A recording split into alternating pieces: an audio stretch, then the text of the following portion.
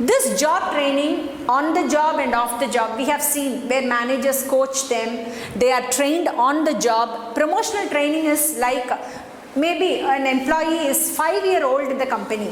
He is sent for a particular training program, say leadership training program and sensitivity training program, because the company understands the potential in the employee and the company wants him to train for the future needs at higher levels. The degree of confidence, trust, respect and followers have in the leader. For example, it says leader-member relationship. That means how much trust you put in your leader to accept that person as leader, or whatever he does, you blindly follow. This can be said about our great leader Mahatma Gandhi.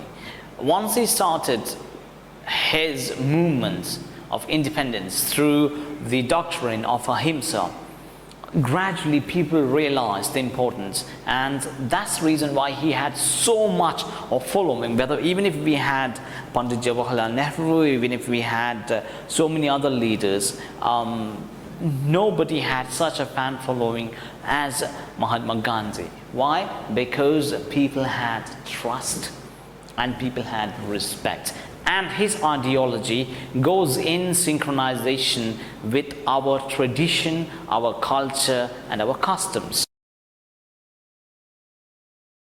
Different types of analysis available for you is the one way is univariate analysis, the next one is bivariate analysis, and the last one the more complicated one is called multivariate analysis. So univariate analysis, the examination of the distribution of cases on only one variable at a time. That means college, graduate. While doing the analysis, we may be taking single variable into account. That means if we want to just study about the college, that we may be discussing about how many branches are there in that college, how many departments are there. So single variable alone that we'll be taking and we'll be trying to analyze regarding that. This is called univariate analysis.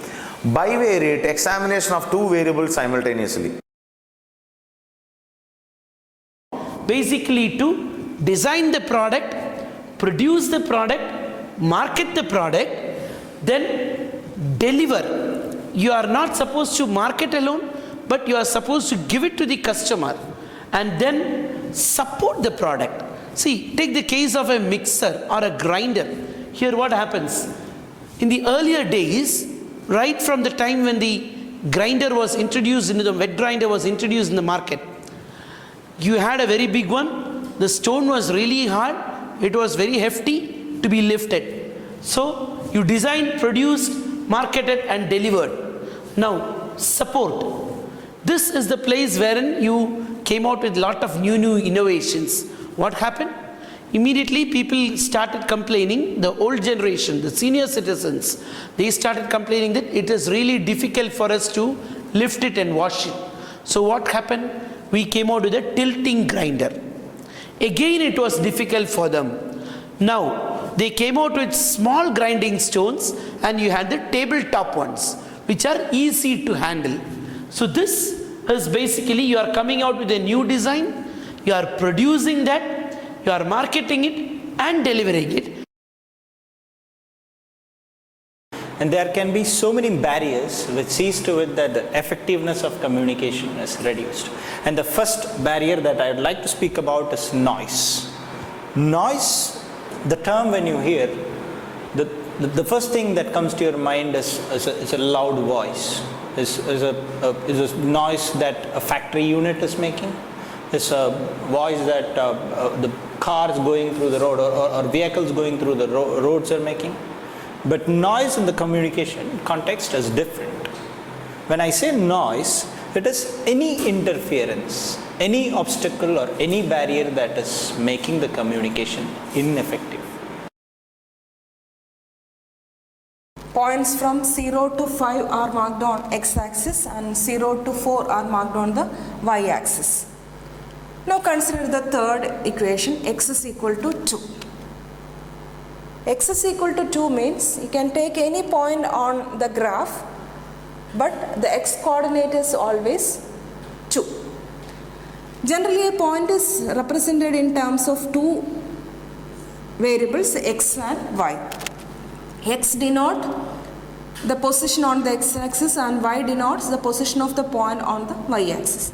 So if x is equal to 2 means x coordinate should be 2, y coordinate can take any value. It can be 2, 0, 2, 1, 2, 4, etc.